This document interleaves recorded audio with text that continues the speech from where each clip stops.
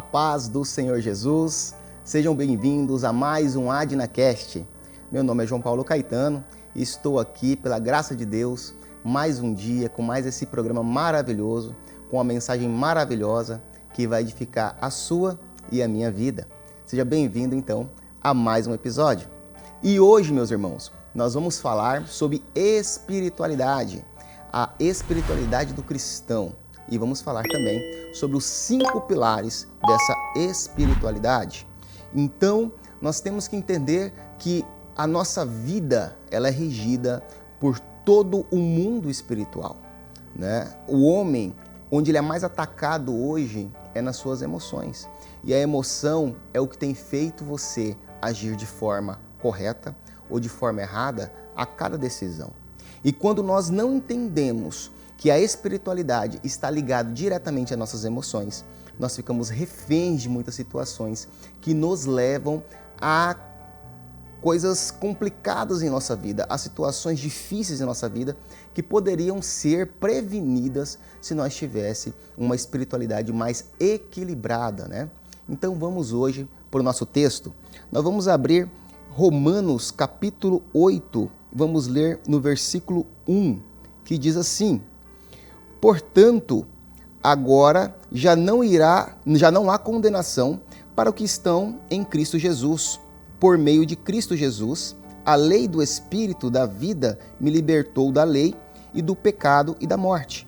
Porque aquilo que a lei fora incapaz de fazer, por estar enfraquecida pela carne, Deus o fez enviando o seu próprio Filho, à semelhança do homem pecador, como oferta pelo pecado. E assim condenou o pecado na carne, a fim de que as justas exigências da lei fossem plenamente satisfeitas em nós, que não vivemos segundo a carne, mas segundo o Espírito. Quem vive segundo a carne tem a mente voltada para a carne, para o que a carne deseja, mas quem vive de acordo com o Espírito tem a mente voltada para o que o Espírito deseja. Quem é dominado pela carne não pode agradar a Deus. Então, esse texto, o que ele está nos dizendo é que nós somos praticamente aí 90% espirituais e no máximo 10% físicos. Já disse isso aqui em um outro programa, porque nós viemos de Deus. Quem criou tudo? Deus. Deus é espírito. Depois nós vivemos aqui nesse mundo durante toda a nossa vida, e essa palavra diz que nós somos ligados diretamente ao reino do Espírito. Então nós vivemos toda a nossa vida aqui sendo ligado diretamente ao reino espiritual. E depois que nós morremos, nós voltamos para o reino do Espírito. Então como que nós podemos viver todo esse tempo aqui sem se preocupar com a nossa espiritualidade? Não tem como. Hoje, quando nós falamos de depressão, né, que é um trauma pós um acontecimento, ou quando nós falamos de ansiedade, que é um trauma antes do acontecimento, você preocupa com algo que ainda vai acontecer, você está ansioso. Quando você fica abalado com algo que já aconteceu, você está deprimido. Mas essas duas doenças, consideradas doenças hoje, são ligadas diretamente às suas emoções, que é ligado diretamente à sua espiritualidade. Conforme está a tua espiritualidade hoje, o seu equilíbrio espiritual, conforme vai ser o resultado que você vai lidar com cada uma dessas emoções, tanto a ansiedade quanto a depressão, né? Então, você pode ficar mais ou menos ansioso com algo ou mais ou menos deprimido com algo que aconteceu na sua vida. Por exemplo, se alguém te ligar agora e dependendo da notícia, do impacto dessa notícia, ela pode, se você estiver com fome, por exemplo, ela pode acabar com a sua fome. Se você estiver, por exemplo, sorrindo, ela pode estragar o teu semblante. Para você ver que as nossas emoções, elas estão ligadas diretamente às nossas atitudes. E quem quer ter atitudes equilibradas, atitudes sábias, tem que se preocupar diretamente com o seu equilíbrio espiritual. Como está a minha espiritualidade, né? E vamos falar então sobre os 5 pilares da espiritualidade cristã. O primeiro pilar que nós vamos falar é o conhecimento, tá? Então, se nós formos lá em João, capítulo 8, versículo 32, ele nos diz o seguinte: e conhecerão a verdade, e a verdade vos libertará. Então, o conhecimento é o primeiro pilar para que você possa ter uma espiritualidade equilibrada. Então, por exemplo, se você não tem o conhecimento de quem é Deus, como que você vai entender como agradá-lo? Se você não tem o conhecimento do que é o mundo do espírito, né, de como funciona, da onde que nós viemos, para onde que nós vamos, se você não tiver o conhecimento da palavra de Deus, como que você vai se alicerçar nesse conhecimento nos momentos de depressão ou nos momentos de ansiedade? Para analisar. Não tem como. Então, a espiritualidade ela está ligada diretamente às nossas decisões e às nossas emoções. E o conhecimento é o primeiro pilar que você precisa trazer para a sua vida, para poder trabalhar a sua espiritualidade. Que aí diz assim: é preciso conhecer o mundo espiritual e os seus princípios, né? Então, dentro do conhecimento, o primeiro princípio desse conhecimento seria o poder da palavra. Deus manda profetizar. Então, quando eu tenho conhecimento do mundo espiritual e eu sei que o Senhor fala que a palavra ela tem poder, então eu começo a utilizar a palavra a meu favor. Tudo que sai da minha boca, eu começo a fazer com que seja algo que vai somar para a minha vida. Eu começo a construir no reino do Espírito algo positivo para se materializar na minha vida.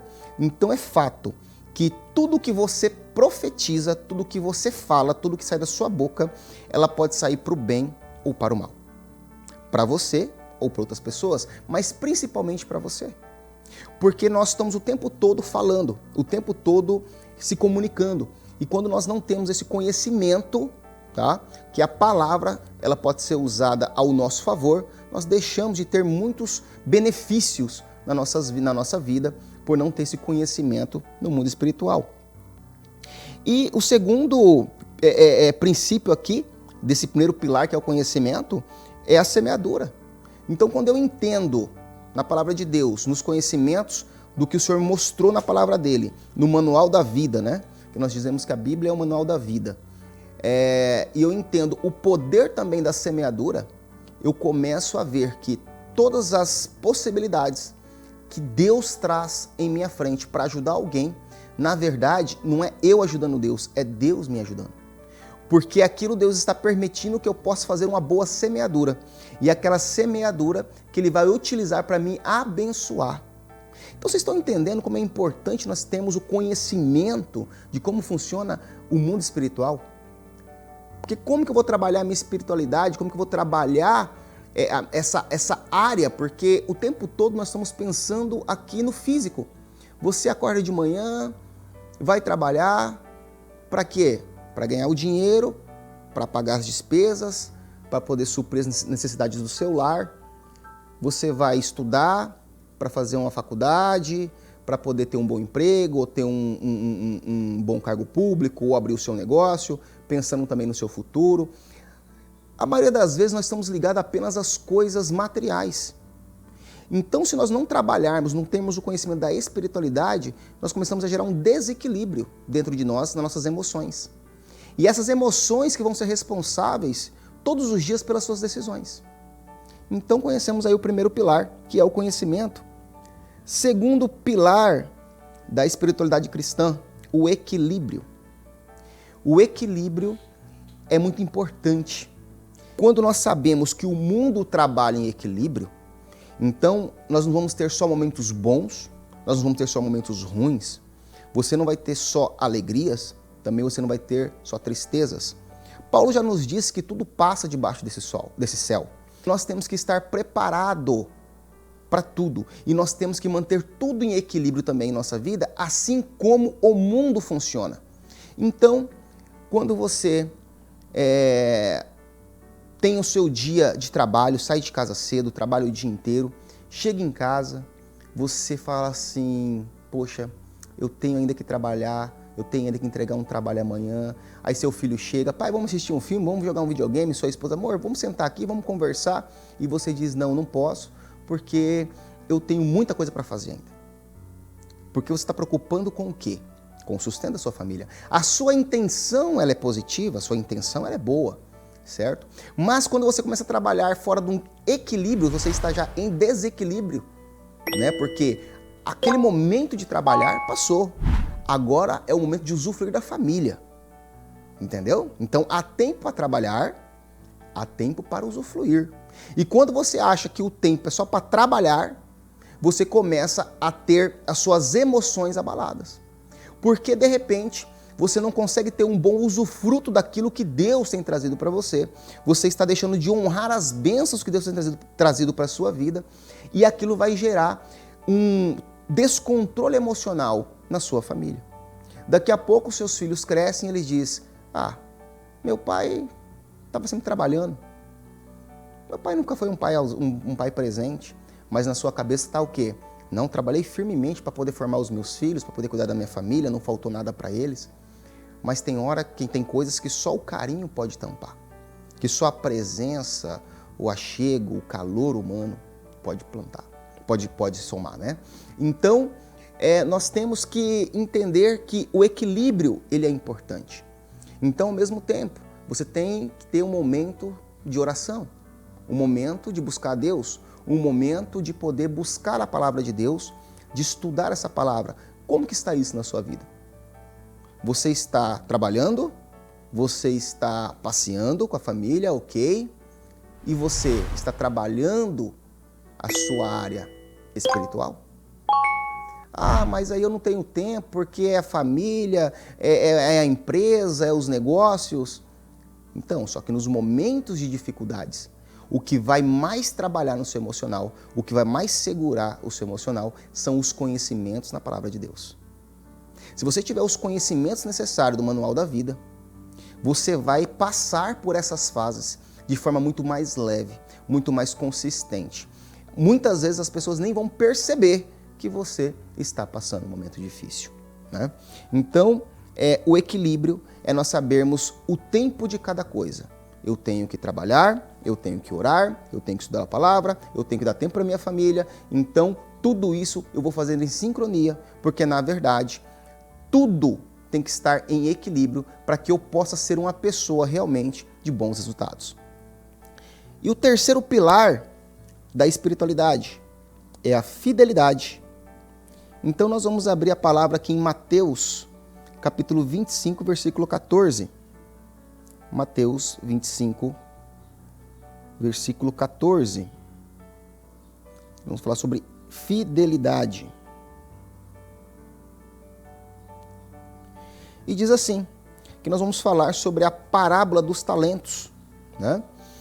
E também será como um homem, né? Jesus falando, também será como um homem que, ao sair de viagem, chamou os seus servos e confiou-lhes seus bens.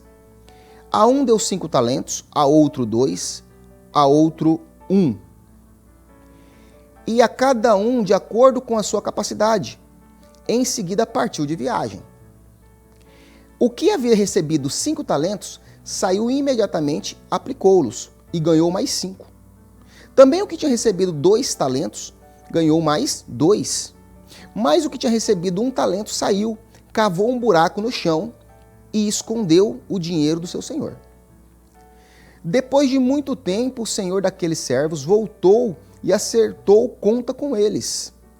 O que tinha recebido 5 talentos, trouxe os outros 5 e disse: Ó senhor, me confiou 5 talentos. Veja, eu ganhei mais 5.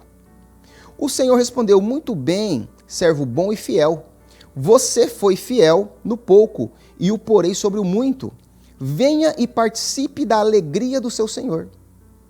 Veio também o que tinha recebido 2 talentos e disse: ó Senhor, o Senhor me confiou 2 talentos. Veja, eu ganhei mais 2. O Senhor respondeu: muito bem, servo bom e fiel. Você foi fiel no pouco e o porei sobre o muito. Venha e participe da alegria do seu senhor. Por fim, veio o que tinha recebido 1 talento e disse: eu sabia que o Senhor é um homem severo, que colhe onde não plantou e junta onde não semeou. Por isso tive medo, saí e escondi o seu talento no chão. Veja, aqui está o que te pertence, o que pertence ao Senhor. O Senhor respondeu: servo mau e negligente. Você sabia que eu colho onde não plantei e junto onde não semeei? Então você devia ter confiado o meu dinheiro aos banqueiros, para que, quando eu voltasse, o recebesse de volta com juros. E aí você me diz: mas João, o que tem a ver essa palavra com fidelidade? Nós entendemos que tudo que vem de bênção para a nossa vida, tudo que vem de recurso para a sua vida, é Deus que te dá. Esse Senhor que está aqui, Jesus, relatando, é Deus. Deus, todos os dias, Ele coloca talentos na sua mão. Hoje você tem recursos que Deus colocou em tua frente. E muitas vezes esses talentos, esse recurso, você não está semeando. Você está guardando como se fosse algo seu, mas não é seu. Quando Deus te capacita e você deixa de honrar ao Senhor com os talentos que Ele te deu, deixa de transbordar na vida de pessoas, você não está honrando, você não está sendo fiel ao Senhor. Então, quando Deus te dá condições de você trazer mais almas para a casa dele, ou condições, muitas vezes, de poder falar da palavra dele de alguém, ou condições de ajudar os mais humildes, e você não consegue, não tem atitude de poder investir os talentos de Deus, para que ele possa colher mais do que ele deixou, você está sendo infiel. Qual que é a melhor colheita para Deus? É dinheiro? Não, Jesus deixou aqui um exemplo. A melhor colheita para Deus é vidas. Quando você é abençoado, quando Deus começa a derramar sobre você, como fosse um cálice, Deus começa a derramar a bênção dele sobre você, e esse cálice começa a encher. Chega um determinado ponto que esse cálice enche. Você acha que Deus para de derramar ou continua derramando? Com certeza Deus continua derramando. Por quê? Porque no momento que esse cálice enche, ele tem que transbordar. E tudo que está ao redor começa a ser abençoado. Você tem que transbordar os talentos que Deus te deu. Você tem que transbordar ao seu redor e atingir vidas. Você tem que ser luz de Cristo onde você está. Porque no momento que o seu Senhor voltar, Ele vai ver tudo aquilo que você multiplicou com os talentos que Ele deixou. Se você é um empresário de sucesso, você tem que ser exemplo de como ser um empresário do reino. Se você é um funcionário, você tem que ser um exemplo de como ser um funcionário do reino. Se você é um servidor público, um autônomo, o que você é, você tem que ser um exemplo do que ser um servo do reino. Então, nós temos que transbordar, porque quando Jesus voltar, Ele vai querer saber qual foi o exemplo, qual foi aquilo que nós multiplicamos com todos os talentos que Ele nos deixou. Então, nós temos que ser fiel. Sejamos fiel no pouco e Ele diz que nos colocará sobre o muito. Amém? E vamos lá, então, para o nosso quarto pilar, né, da espiritualidade. E nós vamos abrir agora em Lucas, capítulo 17, versículo 11. E é muito interessante essa palavra. Lucas 17, 11. Ela vai falar dos 10 leprosos que foram curados. E diz assim: a caminho de Jerusalém, Jesus passou pela divisa entre Samaria e Galiléia. Ao entrar num povoado, 10 leprosos dirigiram-se a ele. Ficaram a certa distância e gritaram em alta voz: Jesus, mestre, tem piedade de nós. Ao vê-los, ele disse: vão, mostrar-se uns aos sacerdotes.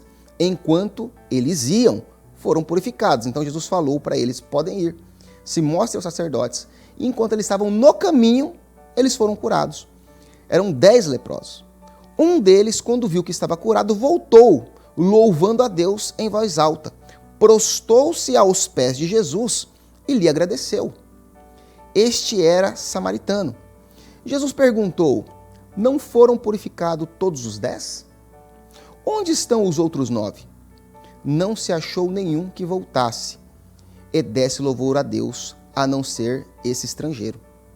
Então lhe disse: levante-se e vá, a sua fé te salvou. Jesus falou para aquele samaritano: levante-se e vá, a sua fé te salvou. E o quarto pilar da espiritualidade é a gratidão. Nós temos que ter gratidão a Deus, a tudo que Ele faz para nós. Muitas vezes até as dificuldades, muitas vezes não, até as dificuldades, até as lutas que Deus permite nós passar, nós temos que agradecê-lo, porque no momento dessas lutas é que Ele está nos lapidando. O povo de Deus viveu grandes milagres e grande lapidação no deserto. Então é nessas lutas que nós estamos sendo capacitados pelo Senhor. Quanto mais nas bênçãos que Deus tem dado na sua vida, qual tem sido o meio de gratidão? Qual tem sido a forma com que você tem sido grato ao Senhor? O maior problema do homem é que quando ele está precisando de algo, ele está buscando, ele está orando, mas quando ele adquire aquilo, ele olha para si e fala: eu dei conta, eu sou capaz, eu consegui, eu posso. E aí coloca Deus no segundo plano, como se Deus não foi responsável diretamente por aquela bênção, como se Deus não foi responsável diretamente por tudo que tem provido na sua vida. Esse samaritano mostrou que ele tinha uma gratidão por aquele homem que o curou. Ele reconheceu que ele foi curado por aquele homem usado por Deus. Era Jesus, Jesus de Nazaré. E ele volta e se prostra aos pés de Jesus para agradecê-lo. Só que tem uma coisa que aquele leproso ele recebeu, que os outros 9 não recebeu. Jesus diz para ele, bem assim: a sua fé te salvou. Então todos os 10 leprosos, eles foram curados, mas apenas o que foi grato foi salvo. Porque a cura, ela foi feita fisicamente, mas a salvação, ela é espiritual. Então, por causa da gratidão, aquele leproso recebeu o galardão ainda maior. E muitas vezes Deus provê na nossa vida. E por não estar sermos gratos a Deus, nós perdemos a paz, nós perdemos o galardão, nós perdemos a salvação. Porque nós apenas usamos Deus, mas não nos mostramos grato com Deus. Você tem que ser grato com tudo, em todos os momentos. Eu lembro na minha vida, quando eu me casei e morava num kitnet, talvez uns 3x3, o espaço do quarto. Era uma laje, e aqui em Cuiabá é muito quente, vocês sabem, e eu tinha só um ventilador. Eu e minha esposa, nós tínhamos um ventilador, um Arnon 60 centímetros. E para dormir, nós amarrávamos aquele ventilador na janela para trazer o ar de fora, para nós conseguirmos dormir. Tinha até um lugar de colocar ar-condicionado lá naquele kitnet, mas nós não tínhamos condições de comprar. E foi logo que nós começamos a servir a Deus. Aí eu te falo, nós murmurávamos? Você acha que nós reclamávamos para o Senhor porque estávamos vivendo aquilo? Não. Nós agradecíamos, porque tínhamos um teto para morar, tínhamos um ventilador, tínhamos um fogão, uma geladeira, tínhamos o nosso alimento, tínhamos o nosso trabalho. E éramos felizes, posso dizer que éramos felizes. Claro, não é que você não queira almejar algo melhor, mas eu estou falando em gratidão, em gratidão. Passado-se o tempo, nós conseguimos alugar uma casa e fomos morar numa casa, já uma casa lá de 4 cômodos, já tinha uma garagem para nós, já tínhamos condições de ter um carrinho simples, mas tínhamos condições e ficamos muito felizes também com aquilo. E agradecemos ao Senhor com aquilo. Passou-se mais um tempo, nós compramos uma casa maior, uma casa que tinha uma piscina e éramos felizes. Passou-se mais um tempo e fomos para um condomínio e estamos felizes. Então, quando nós somos fiel no pouco, como Jesus disse para esse samaritano, você foi fiel no pouco. E o Senhor, na parábola de Jesus, disse, né, que o Senhor falou para os seus servos: por ter sido fiel no pouco, no muito te colocarei. É o que realmente eu vivi na minha vida.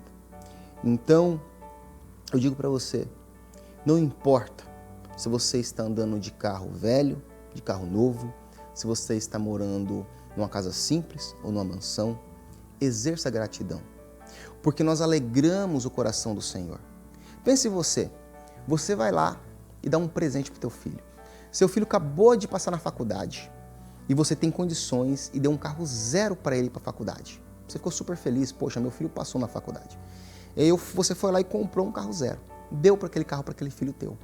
Aí ele pegou aquele carro, ele guardou aquele carro e ele todo dia vai de Uber, vai de ônibus para a faculdade porque ele quer preservar o carro. Falei, não, esse carro custa muito, eu vou preservar esse carro. E passa 1 ano, passa 2 anos, passa 4 anos, ele termina a faculdade e o carro está novinho.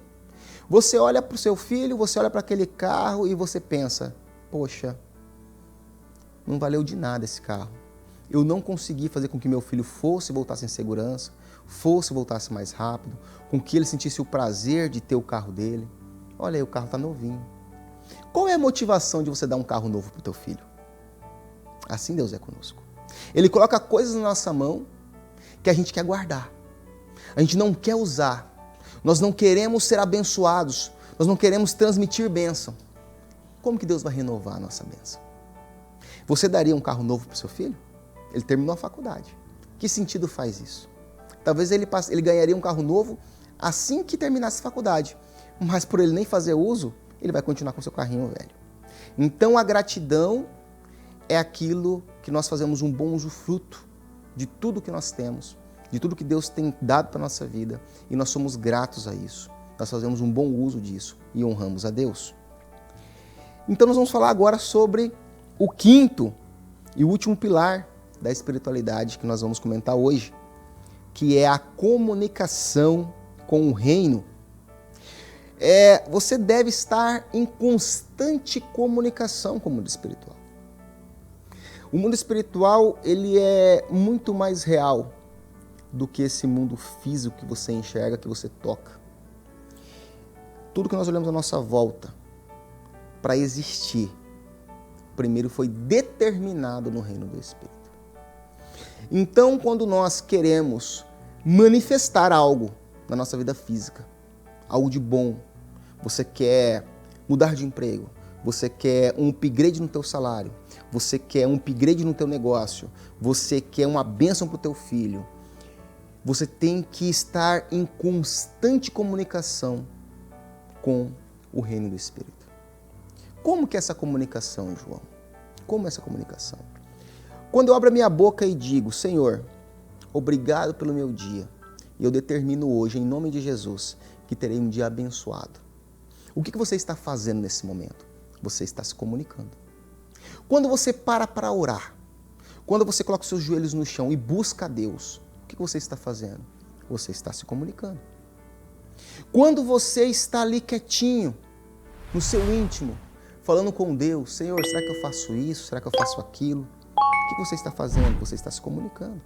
Então, Davi, por exemplo, era um rei que se comunicava muito com Deus antes de entrar numa batalha.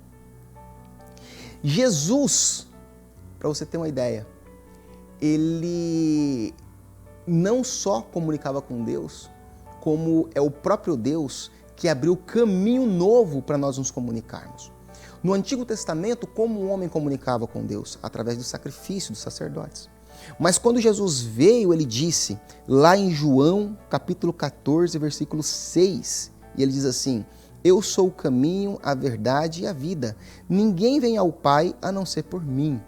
Então hoje o nosso meio de comunicação é Jesus. Tudo que você for pedir, tudo que você for profetizar, tudo que você for declarar, faça em nome de Jesus. Ele é a ligação, ele é a chave da comunicação. E a comunicação com o reino espiritual, ela tem que ser constante na sua vida. Às vezes você olha para uma determinada situação e os seus olhos, ele mostram que aquilo tem tudo para dar errado. É impossível que dê certo. É impossível que aquilo se reverta, que aquela situação se reverta em algo positivo na sua vida. Mas o Deus que nós servimos é um Deus que traz à existência até o que nunca existiu. O Deus que nós servimos é o Deus que abriu o Mar Morto para Moisés e os povos hebreus passar. O Deus que nós servimos é o Deus que fez José ser governador num país estrangeiro. O Deus que nós servimos é um Deus, como Jesus mostrou aqui, curou 10 leprosos. Então, quando nós olhamos apenas com os nossos olhos humanos e não temos comunicação com o reino espiritual, com o reino de Deus, nós não conseguimos olhar com os olhos espirituais. Então, tem situações na sua vida que você tem que fechar os seus olhos físicos e você tem que abrir os espirituais e comunicar, e profetizar, e falar. A comunicação, ela é o quinto pilar e muito importante na espiritualidade cristã. Meus irmãos, esse é o AdnaCast de hoje.